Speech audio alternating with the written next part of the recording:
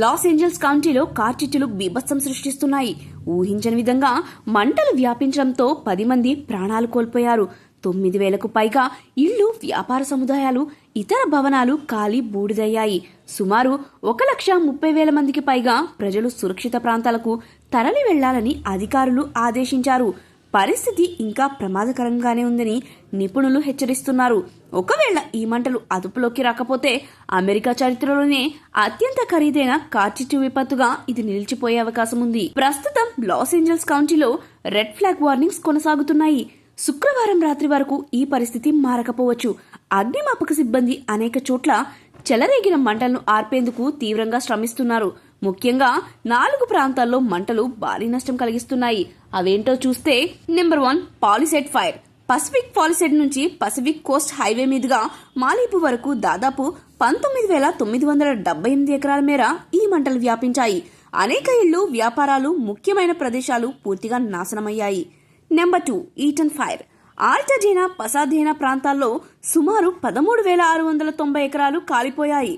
గురువారం నాడు మంటలు మౌంట్ విల్సన్ వైపు వ్యాపించడంతో కొత్తగా అక్కడి ప్రజలను కూడా తరలించాలని ఆదేశించారు. అయితే గ్లెనోక్స్ క్యానన్, చెవీవేస్ క్యానన్ ప్రాంతాల్లో పరిస్థితి కొద్దిగా అదుపులోకి రావడంతో ప్రజలను తిరిగి ఇళ్లకు వెళ్లడానికి అనుమతించారు. Number 3 Kenneth fire.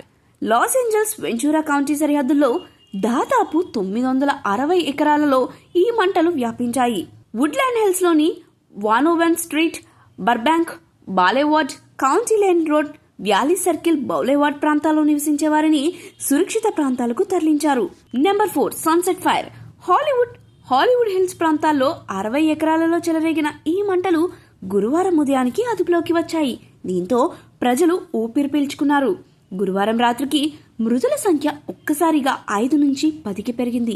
Los angels county medical examiner office ఈ మరణాలపై దర్యాప్తు చేస్తుంది. మంటల తీవ్రత ఎక్కువగా ఉండటంతో మృతదేహాలను గుర్తించడానికి వారాలు పట్టే అవకాశం ఉందని అధికారులు తెలిపారు.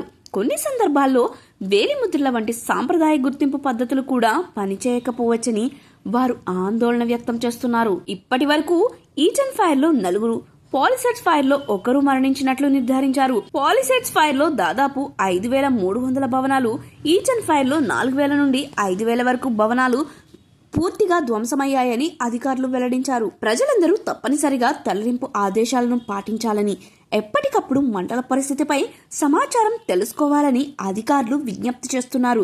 అగ్నిమాపక సిబ్బంది మాత్రం ఈ వినాశనకరమైన కార్చిచ్చులను అదుపులోకి తెచ్చేందుకు అవిశ్రాంతంగా కృషి చేస్తున్నారు.